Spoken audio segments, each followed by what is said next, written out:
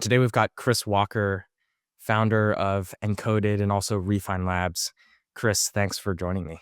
Matt, pumped to be here. Excited to chop it up with you. It's a beautiful Friday afternoon in Austin, Texas. I'm excited to see where this lands, see where it goes. Yeah. And Chris, right before we hit record, we were talking about your journey, which has taken quite a few different stops. But I think what most people probably know you for is growing, scaling, and then ultimately exiting Refine Labs. For people who have never met you, though, can you tell the quick background on who you are and what Refine Labs is, how you got to where you are today? Sure. What's up, everyone? My name's Chris Walker. For the first, I would say, 29 years of my life, I lived an average life. I followed the script of what I was supposed to do. I went to college and studied something responsible. I got a job and, worked hard and commuted for 45 minutes every day and tried to climb the corporate ladder. And every once in a while, I would get rewarded with a $5,000 a month, or sorry, $5,000 raise for the year. And just basically followed the script that was laid out for my life. And at around 27, 28 years old, I started to become dissatisfied with the trajectory of my life. And I was like, I can see where this is going. And I know that I'm meant for more. And I no longer believe in the way that in doing what I'm supposed to do. And so I began this process of basically challenging the rules of my life that I was living by, rules that most people think are just the way life is. Like that working at a company with a salary is safe, and that working for yourself is risky. That is not a fact. That is a subconscious belief that you've been programmed with for a majority of your life by family, school, work, media, things like that. Why do we go into an office from Monday through Friday, and then when it's Saturday and Sunday, we get the weekend to party and do stupid shit and sleep in and what is this, right? Um, that I should be married by the time that I'm 30. If I'm not married by 30, like all my other friends are, engaged and married, and amazing for them, that I guess that means that I'm falling behind and that there's something weird with me if I'm not married, right? These are in what I call invisible contracts. They are invisible rules that we subconsciously agree to about how our life is supposed to go. And it drives all of the decisions that we make in our life without us even realizing it. So I started to question these rules. And when I was 29, I got fired from a tech job that I was doing in marketing. And the CEO said to me I was politely asked to leave, that he's like, you shouldn't go look for another job. You should start your own company. You're an entrepreneur. And at that point, I'm like, an entrepreneur? There's so many people out there that are smarter than me. They have more experience than me. Everybody knows the things that I know. Like, what do I have to contribute? Who's going to hire me? There's so many people out there that are better than me. And so I gave it a try for 3 months. And within 3 months, I had made twice as much as I was making in my job, working 20 hours a week, delivering great results for clients. And through that process, I continue to see more expansive possibilities in my life. And so when you have your life, you only see the possibilities that are slightly lower than your current life and slightly above your current life. However, the possibilities in your life are actually almost infinite. And so new possibilities opened up for me, and I started to see more potential within myself. And at that point, I started to share my thoughts on LinkedIn. I think that's part of what we're going for in the podcast. And also on podcasts, in live events, keynotes for companies, like a lot of different things, writing blog posts, a lot of different things transpired about my ability to communicate the way that I saw the current state of the marketing world. And now I communicate the current state of the way that I see how people live their life with ENCODED. um, to be able to communicate those things. And it opened up massive possibilities in my life. And the business that I had broke out in 2020, and went through a amazing growth trajectory. Um, and then I exited that business last year in July, and moved on to what I think is like a lot of people know me as the marketing guy. But actually, I have almost a 10-year background in medical devices, clinical trials, biomedical engineering, and things like that. And now I feel like I'm doing what I really am meant to do. And so that is encoded. It's something that I had a vision for about 18 months ago and have continued to just pour my heart into it and share it with others. I'm sure we'll get into it in more detail, but at a high level, sort of, I'm hopeful that within that story, people can find some elements within themselves about like not thinking that you're smart enough or experienced enough or playing by the rules of what you're supposed to do versus thinking about yourself and designing your life the way that you want it to be. So that's a little background on me. If you think back to the early days of Refine Labs, or even, you know, right after you had left that job and the CEO had told you, hey, you should not try to go back to another corporate job, you should try to do something yourself. What was that time like? Because I imagine, and just drawing on my own personal experience, I recently left a job at Google about 4 months ago to build a marketing agency, and, it's not easy. There's a lot of uncertainty. There's a lot of doubt. I imagine at the time when you were just getting started, you may have also had some doubts. What did you tell yourself, or what got you through that early period?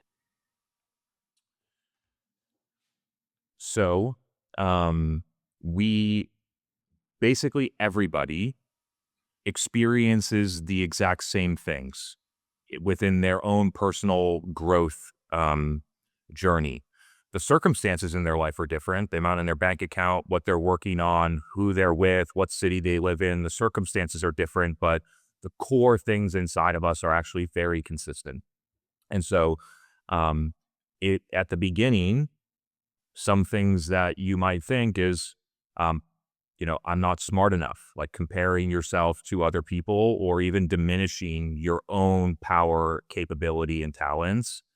Um, it could be that you feel like you're falling behind and that like you're not where you should be by now and that you view time as a scarce resource. It could be that you have a scarcity around money, that like there's not enough money out there. I don't have enough. People don't have enough to pay me. And those ideas translate to almost everything about how you run your life. And me and pretty much everyone else, except unless they, lived in a trust fund. And honestly, a lot of people that even get a trust fund still have those same things in their personal growth journey. So everyone knows what that type of stuff feels like. Um, and so a couple of the the breakthrough things for me early on. The first one is seeing the rules that you're living by, and um, to see that like you might think that there's not enough money, but in reality, there is basically an infinite amount of money on this planet. Infinite when you add up stocks, companies, real estate, land, precious minerals, everything. It's basically an infinite amount of money. Um, Mm. so like that's one thing that like I should conform to what everybody else does, right? That fitting in makes me feel like conform and feel safe, right? Actually, when you conform, you move to the average. Do you want to live an average life and do the average thing that everybody else is doing? That by design, in order to live a 1% life, whatever that means to you, right? It doesn't have to mean money. 1% life can mean whatever it is to everyone. But you live that life, you actually by design can't live like everybody else. It's a total mindset switch. Um, that that the amount of talent and capability inside of you is actually infinite. That you just because of how everything has worked in the past and you have past experience to show that you have anxiety sometimes and you got fired from that job, and that person broke up with you and left you doesn't not mean that that is who you are. It means that that is how you showed up in the past. But in reality, our potential is basically limitless. And so by questioning and truly believing, right, this is not some positive thinking where we say an affirmation in the morning every day and our life magically changes. That is not what I'm talking about. That is going deep inside yourself and believing these truths about how the world works. Because what we're told, and I'm sure we'll get into a lot of them, because most of the stereotypical advice that is shared by influencers and successful entrepreneurs, most of those people are 40, 50, 60, 70, 80 years old or dead. The world and the way the world works right now is totally different than when those people were successful in 1980. It's totally different than when Sam Walton built Walmart. It's totally different than the dot-com bubble in 1999 when Mark Cuban got rich. And so it's like, yes, we can look up to those people. We can, take their advice, but not blindly, to actually think for ourselves about what was the world like when they were successful? What is different now about the world? And would I still play by those rules today? There's a really interesting exercise, and it's probably, if you think about it, the one that has made my businesses in life the most fruitful for me, is to look at anything in the world, like I did with B2B marketing, right? I came into B2B marketing. I was doing it from 2013 forward, but then when I started my own company, it was 2019. And I've been challenging it for the past 3 or 4 years. And the way that you do it with anything, this is just an example, is to say, why is this the way it is? Who decided that it should be this way? When did they decide that it was going to be this way? What might have been their motivations in order to decide that it's this way? And if I started over today, would I still do it this way? So it's an interesting process to go through. And so I'll just give you the example in B2B marketing.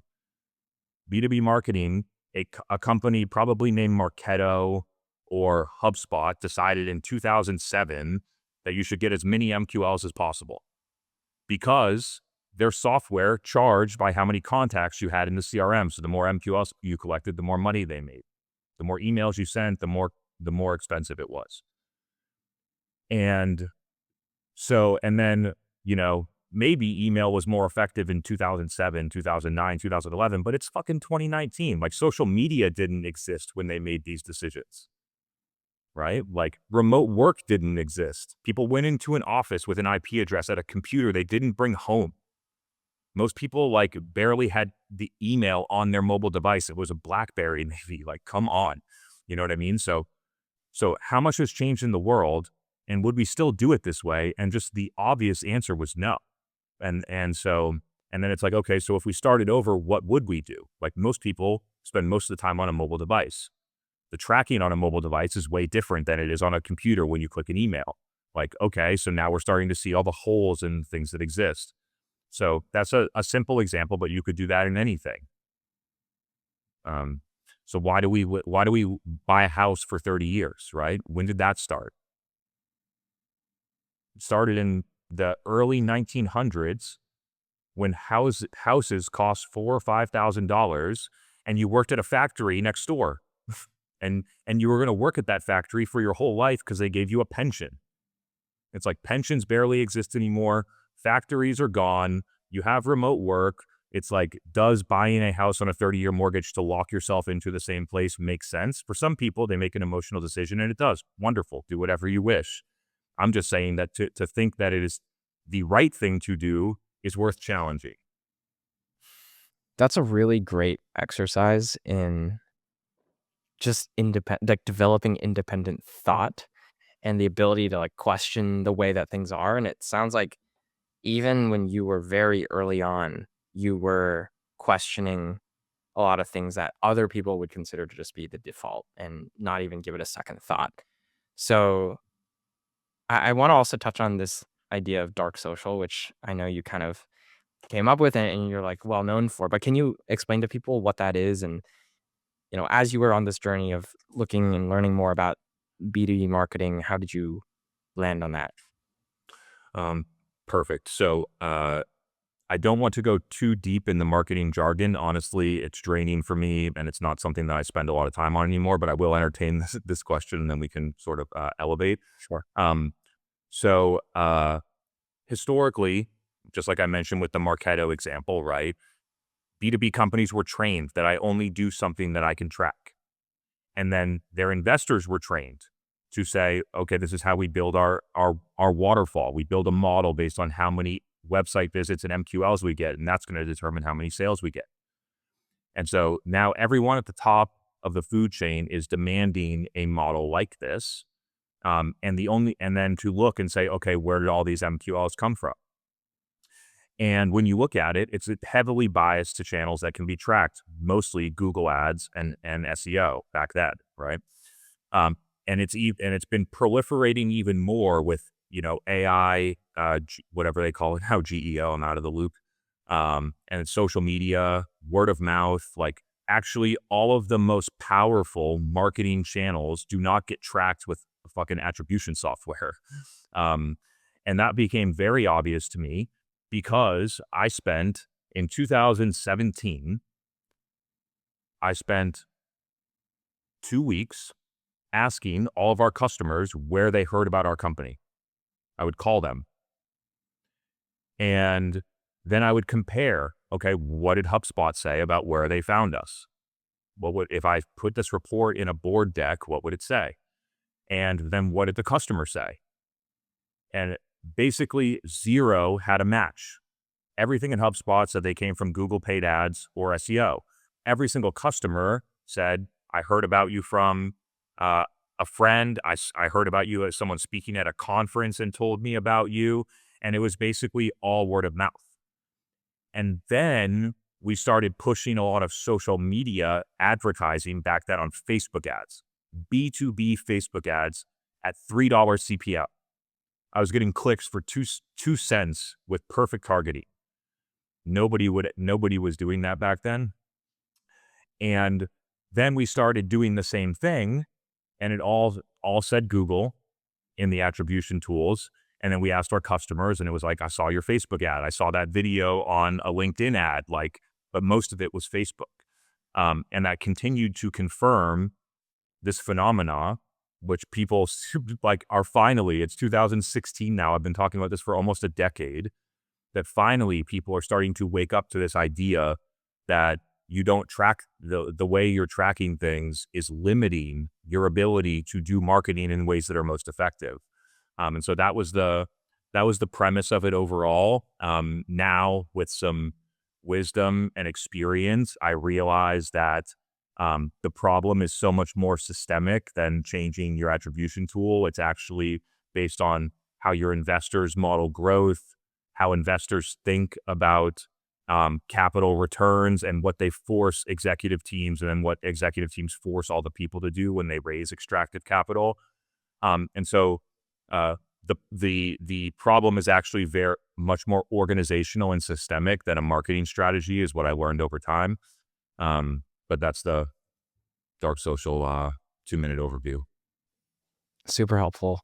And last question, sort of related to the Refine Labs era before we sort of move on to higher level topics. But you guys grew really quick. What was the biggest learning or the biggest unlock in your eyes to allowing that growth? So um, at the premise of all my successful businesses, including the one I'm building right now, at the core is that you must see the world differently than how everybody else sees it right now. Mm. That's the core. And when you see the world differently, you come up with different solutions. And then your product is actually great. Your product is different. It sees the world in a different way. It does something different than how everybody else is doing it.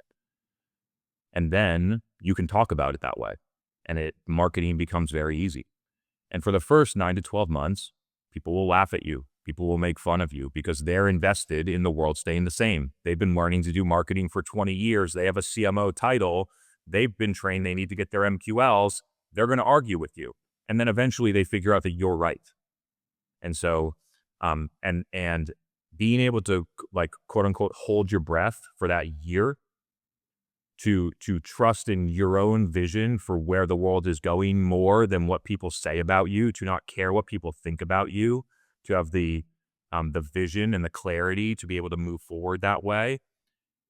And when you get to the other side and people start realizing, oh wait, the guy that I was arguing with 9 months ago, he's right. Like, I'm in a board meeting and I'm getting hammered in a board meeting, and the reason is because this guy knows something that I don't know. And then the wave comes. And so most people are not willing to go through that 12, how long it takes. For me, it's been usually about 12 months, pretty predictably. Yeah. That 12-month period of time where people misunderstand them in order to get to the level where they're like, fuck, this is really different. So and that naturally you must be able to communicate it effectively to people. You must communicate in channels where people actually pay attention. You must communicate in places where people, that your target customer is. You must communicate in ways that match how those platforms work today. So there are like tactical dynamics that I don't necessarily want to get into right now, but like when you think about it at a true strategy level, that's it. Like, see the world differently, build something that works in the new world using the process that I laid out before, which is questioning, why is it the way it is right now? Would I do it the same way right now? Usually, almost always, no. And to build something for how it works actually today, and be able to hold your breath for 12, to talk about it, hold your breath for 12 months. And you get that massive acceleration.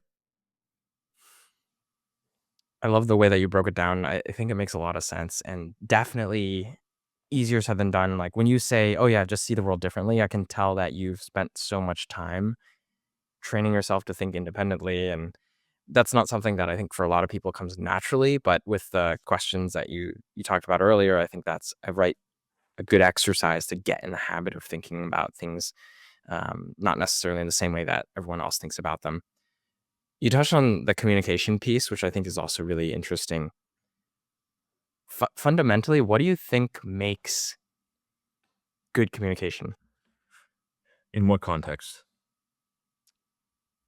Let's think about it in like an in-person context first, say you're running a business, and then also maybe online on social channels. Cool. We're going to get deep here, and trust me, this is going to defy the way that you've been told about how the world works, but trust me, it's right. So, most people, when they are trained on how to communicate, they are given tactics. Make eye contact.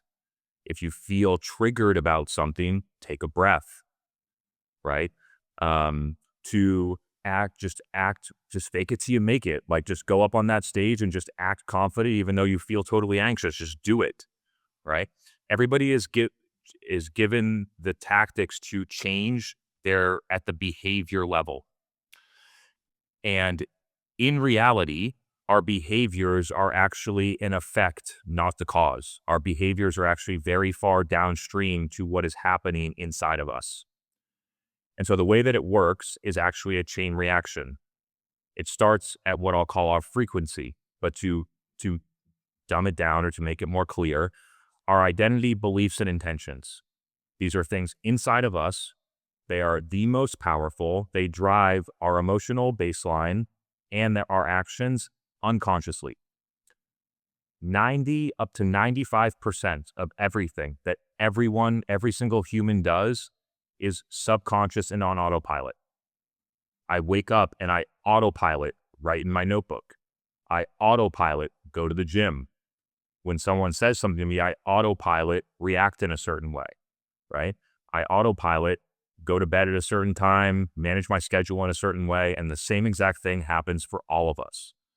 And and it's not to say that autopilot behavior is bad. I'm pumped that I autopilot go to the gym, right? Like, it hasn't always been that way for me, but now 7 days a week, similar time, I go there. I love it. It's just part of who I am. So it's not to say that it's a bad thing. It's to acknowledge that it's happening almost semi-automatically without you even thinking about it. So inside of this, if you have a tactic that says, when somebody says something and it makes me feel uncomfortable, that I'm going to take a couple breaths, you are working, you are coping with an existing thing, that the chain reaction that's running inside of you. Because here's an example, right? Um, you say that there's a lot. The identity is, I'm someone who doesn't know as much as other people, and the belief is that if I don't know as much as other people and I'm not experienced, then people might judge me. So when you're in a situation where somebody's giving you direct feedback, and in reality they're probably trying to help you, that you think it's a threat, that you take that as a threat and you react in a certain way. And even if you try in your behavior to change it, your emotional response changes, and then you act in a certain way from that level of emotions.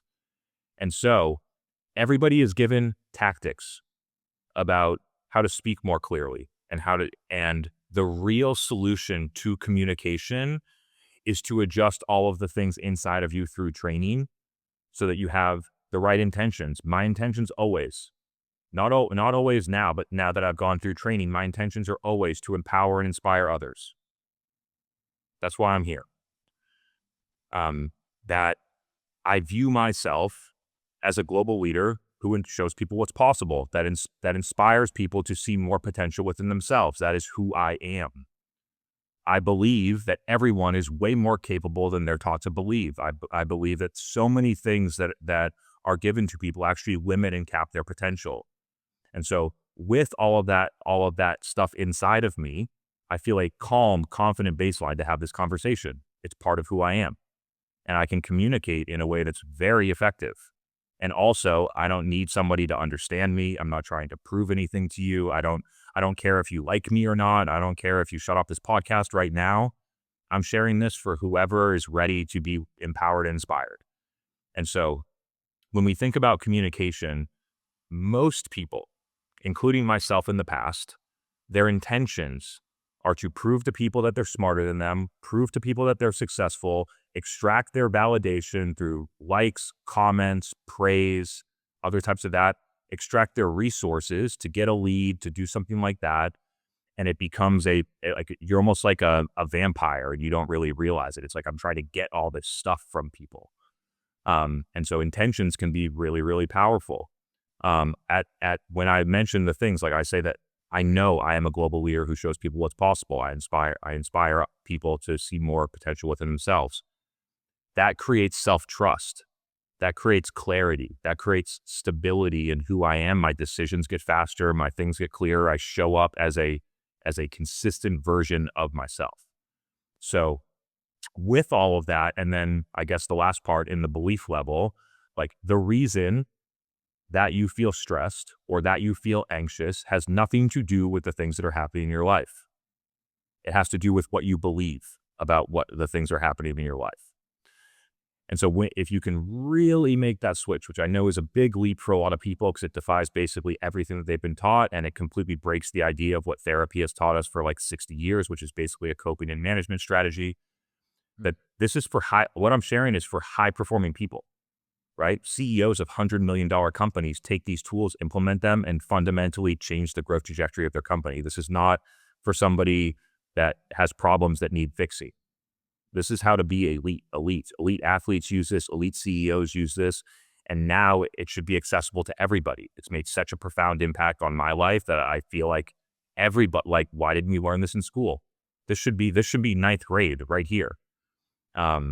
Instead, I was learning some history lesson that was probably a biased, view of what actually happened. But anyway, I digress. So that's when I think about communication, that was a long-winded way of saying it, but like every advice you hear on the internet is about tactics.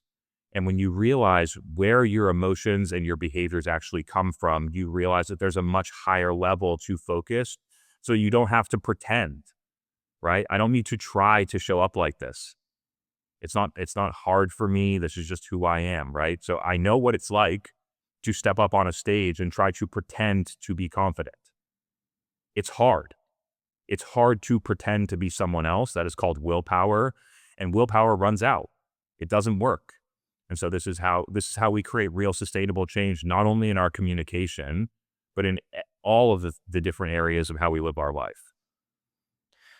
Chris, I love what you just explained to me because you're absolutely right. If you go and Google search communication advice, or you go to YouTube and you look up communication videos, the stuff that always pops up is always the tactics. It's like, make sure you look directly at the person's eyes, make sure you take a deep breath before you speak, and make sure you use hand gestures properly so that you're more expressive. It's all these tactics. It almost feels like it's getting at it feels performative, first of all, a little bit, if it's not how you actually feel, but also it almost reminds me of, like, trying to address symptoms, but not really the Indeed. root cause of bad communication, and for you, what I'm hearing is it actually is a lot deeper, and a lot of people haven't done that inner work, and we hear about professional athletes who do a lot of this inner work. I think, Kobe Bryant, Novak Djokovic, I'm a big tennis fan, famously, like, did a lot of mental, like, inner work as well. He's well known for his mental resilience.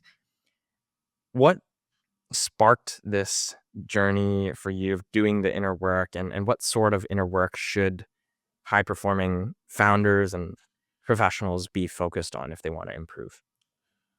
So, first, I want to reframe, right? So, when people hear inner work, they hear crying, fixing, um, you know, the connotation and where it comes from is like, I need to fix myself, or at least that's how many people view it and my perception of it.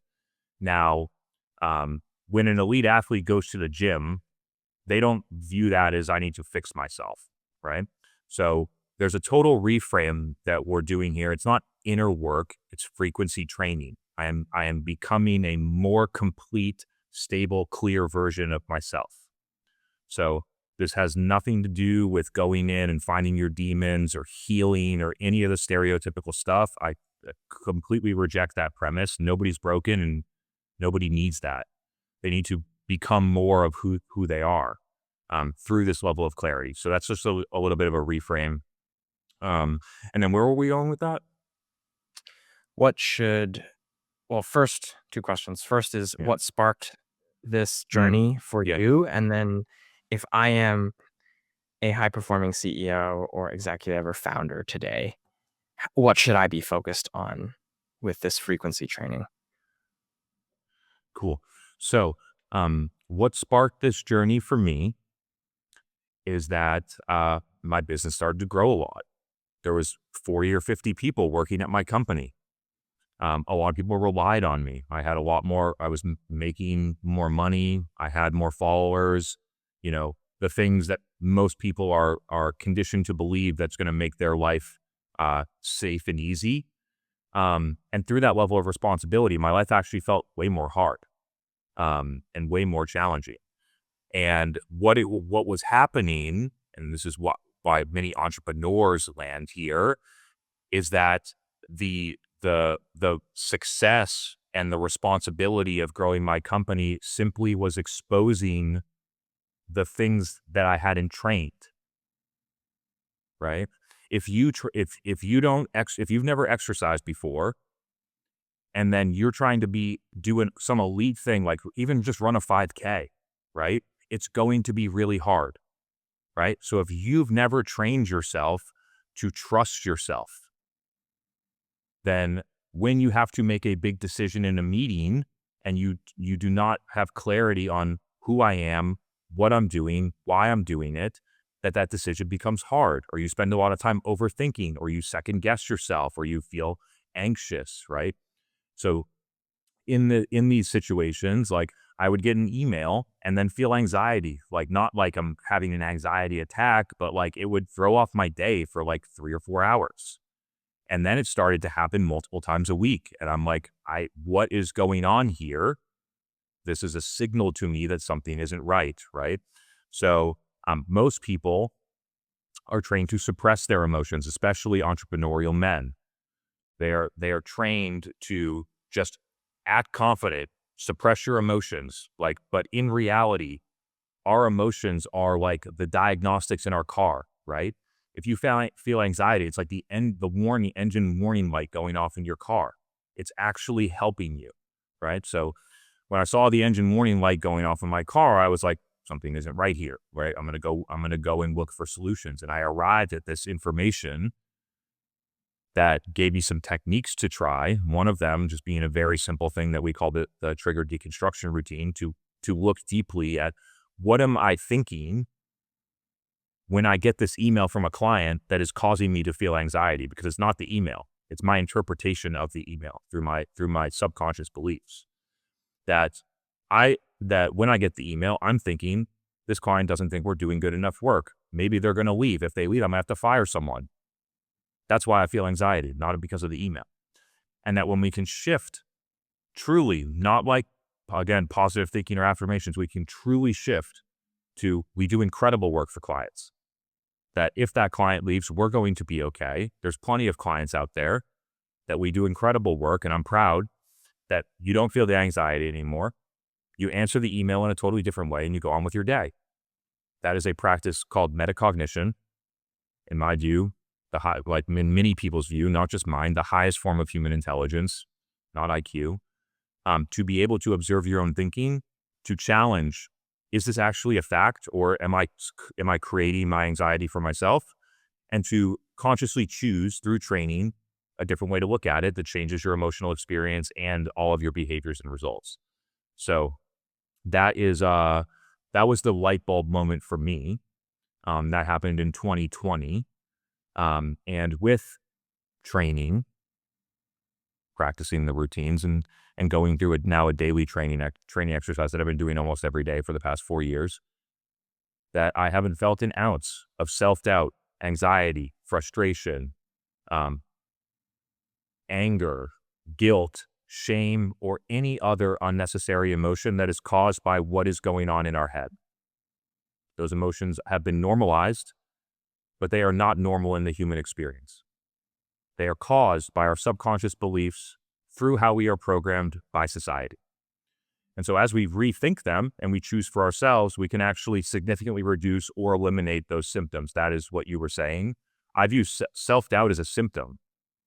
Imposter syndrome is a symptom. Having a voice in your head saying you're not good enough, that's a symptom, right? Saying that you're going to do something and then not following through on it, that is a symptom.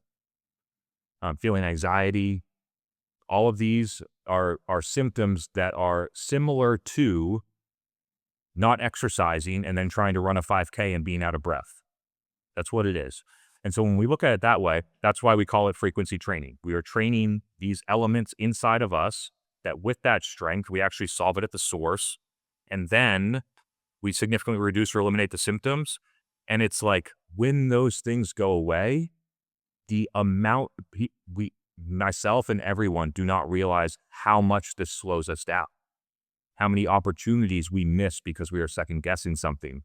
How many doors, right? If it takes you sometimes 3 months to make a decision, right? You want to leave a city, you want to fire an employee, you know that you need to leave a relationship, and it takes you 3 months to make that decision. How much does that delay every other decision that happens after that, right? So when you compress that time and you make that decision in 3 seconds, and then you make the next decision in 3 seconds, and then the next decision in 3 seconds, you have now accomplished more than you would in a year in like a day. And so this ability to compress time through self-trust and follow through has been wildly powerful. Chris, that's incredible. And I can 100% see the value in it because, especially when you're a founder or an entrepreneur, there's so many decisions that you're making on a daily basis that you have incomplete information on, or it's a hard decision that logically you know you should be doing, but then emotionally you're tied up in not wanting to make the decision yet because maybe there's people involved. So it can be very difficult. And you the way that you explained it as delaying all the other decisions that will happen after it was just so well articulated. So then if I am a CEO at a large company, my company is doing really well. Externally, things look like they're going great, but internally, I feel not great. How do I begin this frequency training so that I can make these decisions faster. I can make better decisions and just not feel so negative inside. So, there are a variety of things to try, like, on your own if you'd like. But I've spent 5 years developing this, and there's a product that costs $79, so I would just recommend that you use the product. It's a very streamlined process to go through it. I'm not here to toot my own horn. I'm definitely not here to pitch, but, like, when it comes down to it, if you are a high-level CEO or anybody in life, especially a high-level CEO, but anybody, it's that the time is actually what is the most valuable. And so instead of, you know, walking through the woods with no path, you might as well just get something that gets you to where you want to go. It's like the different when you take a horse and buggy if you had to fly across the country. It's like no, I'm going to take the plane because it's the fastest way to get there. So that would be like my honest recommendation at this point. Um, but there's a the real rationale is um, because people are not aware of what's holding them back. If they were, then they might change it. Or they at least would have a level of what is holding me back. Because the difference between what is conscious and what is subconscious is a really interesting place to go. So imagine the tip of the iceberg, right? Everyone knows that little graphic, right? You got the little tip at the top that you can see, and then you have this huge amount underneath the water that's invisible. 5% of our thinking is above the water. 95% is below. It means that we are not aware of it and we can't see it because we assume that it is a fact. Hmm. So that is the reason why. And so, for instance, a lot of people like they view the idea that the work week is Monday through Friday, right? And the weekend is Saturday and Sunday. They don't challenge that. It's actually not real. It's man-made. Back when the factory started, they needed a way to have people work 3 shifts, and so they decided it'll be 8 hours, 24 hours a day, 3 shifts, Monday through Friday. We'll give people a couple days off so we don't kill them, and that was decided a long time ago, but most people now think that that is a fact, right? And there's so many, varieties of other ones, right?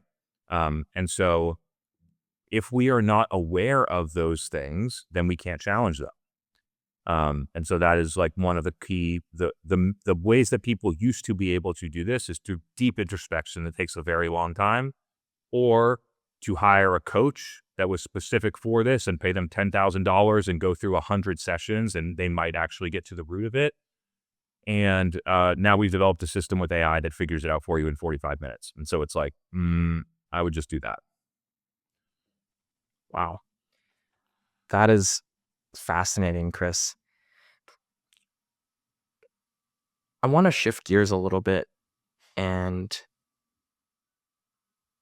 talk about social media and content a little bit because a lot of our audience is on LinkedIn, they're on other social platforms. They understand that they should be posting, but there's also a lot of objections that I find people have when it comes to putting themselves out there online. And I think for me, from what I can observe, it does tend to be very mental as well. The game of social media and showing up every day, putting your honest thoughts out there, is not doesn't come naturally to a lot of folks.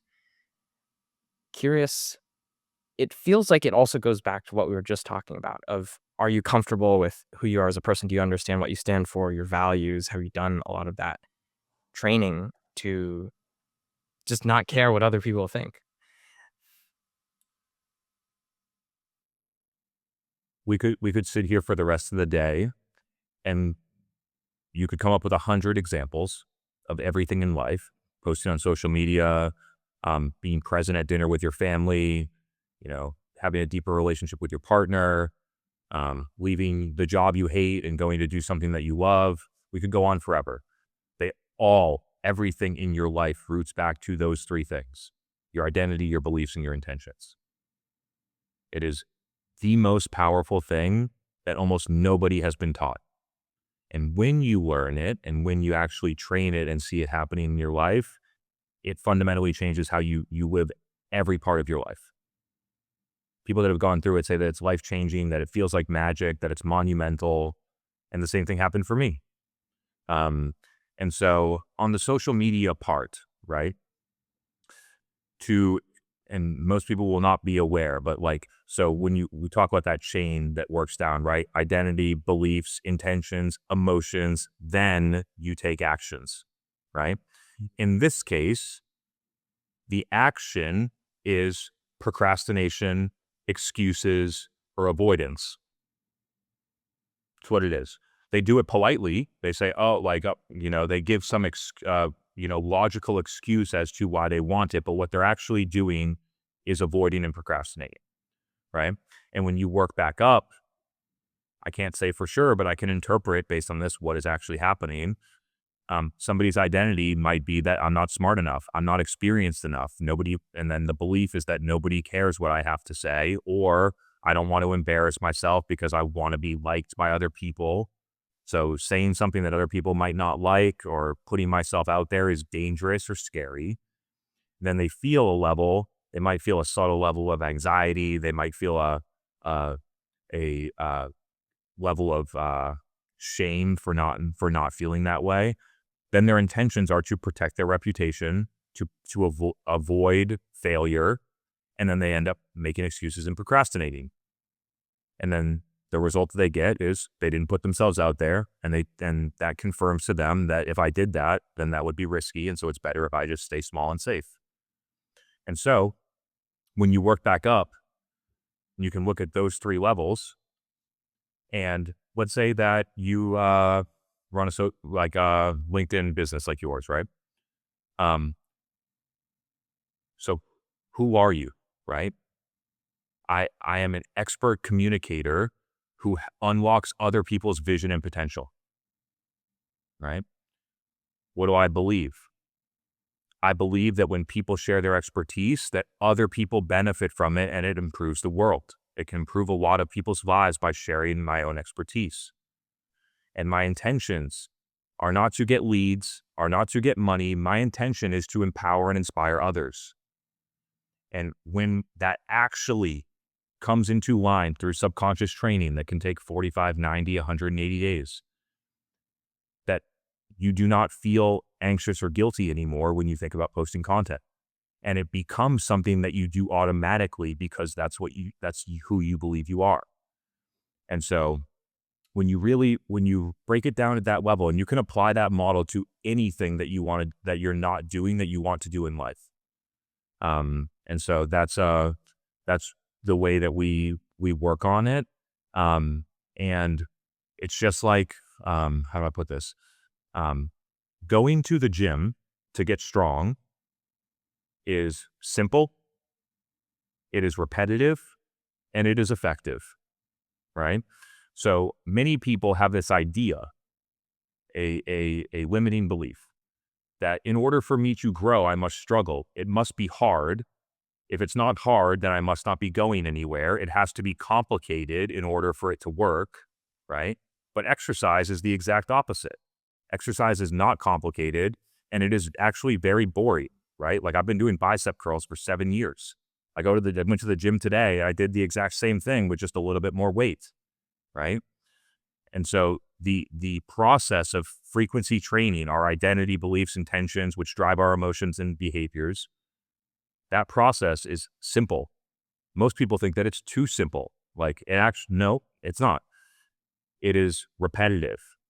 We do almost the exact same thing every day for 45 to 90 days for 15, 20 minutes. And it is incredibly effective because it activates neuroplasticity in our brains, which changes the way our brain is wired to see the world differently. Chris, what are you most excited about with building ENCODED?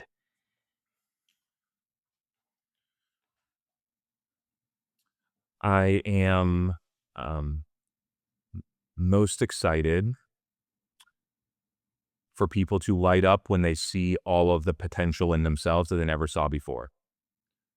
For someone to have a 7-year-old daughter and to never have felt more a connection and deeper relationship with their child after doing this for seven weeks.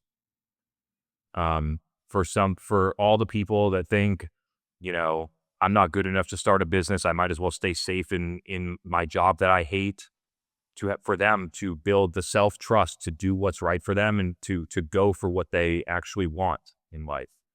For somebody that's been in a relationship that isn't working out and they know they need to leave, and they tell themselves, well, I'm already 31, like I don't want to start over. I might as well stay in this relationship that I hate so that I can get married on time.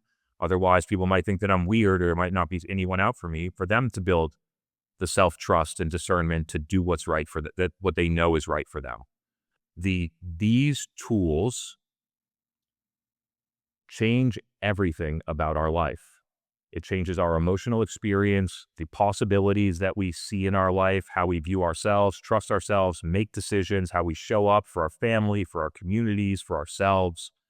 Um, to me, like, this is the greatest gift to humanity. I'm not tooting my own horn here. Like, I am so excited for that. Like, people reflect on it and say, this feels like magic. And it's like, actually, no. There's plenty of neuroscience around this about why it works. And for some reason, we were just never taught it. And so further to that, and it's semi-related to encoded, but not fully, but it's kind of interesting to go into, is that I am excited for the transition that is happening in the world right now. That is driven through the proliferation of artificial intelligence, which makes the idea of learning more and working harder pretty much obsolete. It does. Because AI can do things that I used to do in 3 weeks, and it can do it in 30 seconds better than me when it's trained, right? That I don't need to memorize, the 207 or how many countries there are in the world. I can just go and ask AI and get the answer right away. And so the idea of memorizing information and working harder is declining in effectiveness every single day. And the curve is actually, it feels exponential. And so when a human, which all of us, basically every single one of us that have listened to this podcast grew up where the main value of what we contributed to society was based on how much we knew, what credentials we had, and how hard we worked. And that paradigm of how the world works is going away. It is changing. And this has happened before. There was this thing called the personal computer that got invented in the mid 1900s, right? Before it was invented, the main job that people did was they worked at a factory. It was called the industrial era, right? They made money using their hands and working hard. And then this thing called the personal computer, and then eventually the internet came along, and some people said, whoa, things are changing here and there's a big opportunity. Instead of working in the factory, I'm going to learn how to use a computer. And they shifted from a factory worker to a knowledge worker. And those people tended to have a great life. And the factory workers that didn't change worked harder than they could, and got declining returns on their effort over and over and over again while they got automated by robots, by industrial automation.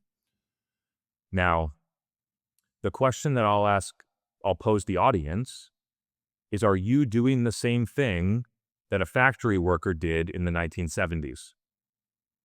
Are you continuing to push harder and try to learn more to create skills that are declining in effectiveness every day while something new is happening? And the transition that is going on is that humans used to be valued by the information they stored in their brain. It's called a knowledge worker. And what is happening is that people are beginning to be valued based on their own internal state, their frequency, the cognitive, emotive, energetic things inside of them. And I get that many people hearing this will be like, what the fuck is this guy talking about? Like, I went to work today, right? They paid me because of my brain and how hard I'm working. I get it. What I'm telling you is that the process is happening. Look at how many layoffs are happening in tech. Look at how many knowledge jobs are being automated. Look at how many people went to college to learn a job and can't get an entry level job for $45,000, right? The cracks are forming in this world, in the way the world used to work, and I am inviting you. It's just, you don't have to do it. I am just inviting you to even just explore it for yourself a little bit, that in the future, the most important thing that you can do is to trust yourself, to think for yourself, to have discernment around what is right for you and what is not, to have intentionality around every single area of your life and what is right for you, to have autonomy, to make decisions for yourself, to not need other people to tell you what to do, to be creative, to come up with new ideas that AI couldn't come up with because humans have these skills that can't be replicated by a robot, to tune into your intuition, to foster the ability to connect at a deep level with other humans. And so what is going on right now is to focus on the skills that cannot be automated and replaced by artificial intelligence. And I gave you a list of 8. There's a total of 12 that I've been able to come up with so far. Just like a factory worker could have focused on developing the skills that made them irreplaceable by industrial automation. And so I'm inviting people to consider that for themselves. And if you go down that track a little bit, maybe it's not today. Maybe it'll take, more layoffs happening, companies continuing to get smaller, more shifts in the economy. Maybe other external circumstances will be required for you to consider this as real. However, I'm inviting you to be early to it instead of having to do it when you get forced to, because it will happen. Incredible, Chris. Just to wrap things up, where can people find you if they do want to reach out? Amazing. If you all are interested in learning more about these ideas, I publish some, well, like people view it as thought provoking or contrarian, but literally all I'm doing is just sharing the truth. So if you want a different perspective than you're hearing from most other people on the internet, I'd invite you to at least give it a shot, because it's basically almost thinking about everything that you've been told in the reverse. Not quite, but like a lot of it is like, whoa, this is like very different. And so I think that even if you don't buy into it, all of it, I think just the challenge of like exercising and looking at things differently can be really valuable. So feel free. I mostly publish on LinkedIn, but you can also check out, I do a lot of writing on the ENCODED website. And if you're interested in checking out what we're doing at ENCODED, feel free, encoded.ai. It's super accessible, $79 a month. You could try it for a month, see how it feels. There's a money back satisfaction guarantee. You do not need to understand everything about it in order to try it and feel the benefits. So it's like, I just invite you to give it a try. There's almost no barrier to experiencing it for yourself. And that if you do, shoot me a DM. Let me know how it goes after 2 to 3 weeks. Amazing. Thanks, Chris. Cool. Thanks for having me on the show. This was a blast.